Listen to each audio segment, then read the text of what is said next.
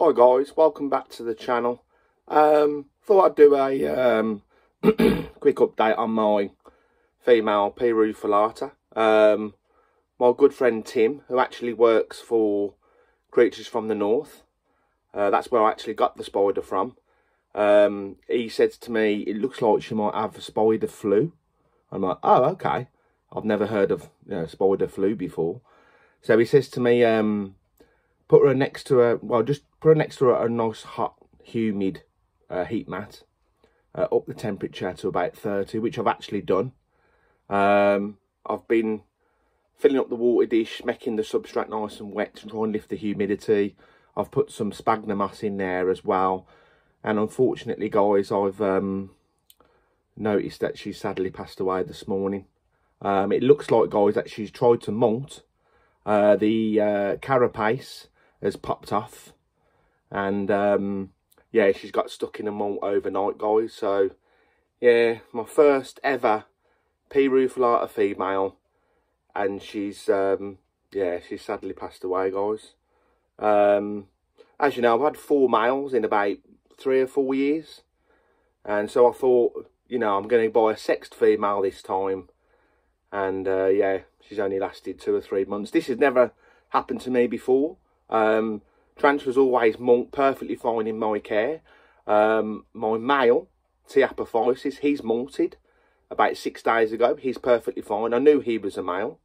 My female, A. geniculata, the Brazilian giant white knee, she's molted about 3 or 4 days ago. She's fine. She's been drinking loads of water. But I've never had a spider get stuck in its molt. Absolutely never. So I'll show you guys. She's just down the bottom here, right next to the heat mat. And yeah, guys, she's yeah, sadly passed away. So let's take a quick look.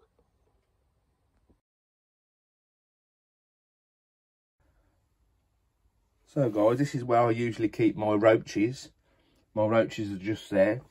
And you can see the heat mat, which is really, really warm. And there's the enclosure there, guys. So if I just lift her up here, and you can see that the substrate's nice and damp at the back as well. Been filling up the water dish, put a little bit of sphagnum moss, like I said. And unfortunately, guys, she has sadly passed away. You can see, like I said earlier, that the carapace has popped open. And she's tried to molt upright, and yeah, she didn't have the strength to push out, unfortunately, guys. I think people got a little bit mixed up, guys. The picture of that thumbnail, here is a quick picture, guys. When I did that video a few days ago, people thought that she was actually molting on her back. Well, she actually wasn't. I found her in her enclosure like this, at the back of the cork bark tube, and she was sort of moving her legs, but she was sort of trying to eat the substrate. She was moving her fangs like she was trying to eat something. And she was like that for a few days.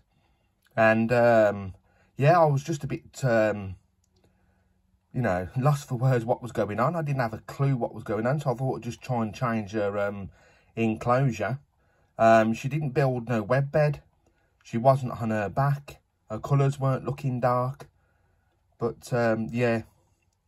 It looks, if you can see, her abdomen's gone really, really small and started to shrink.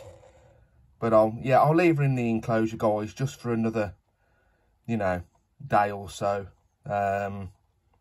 Molting can take a while. It looks like the carapace is still moving.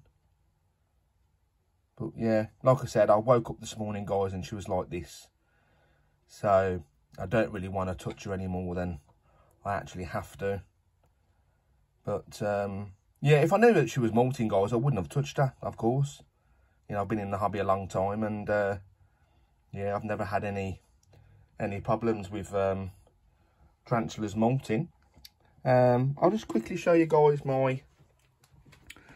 there's my male, T. apophysis, that's molted about 6 days ago. You can see all them purple colours. He was stretching out not long ago. And then here is my geniculata, guys, that's molted. There's a molt there. And there's her there, look guys, molted perfectly fine.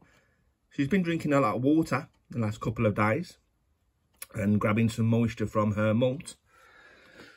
So yeah, I've never had any problems in the past, guys. This is the first time ever.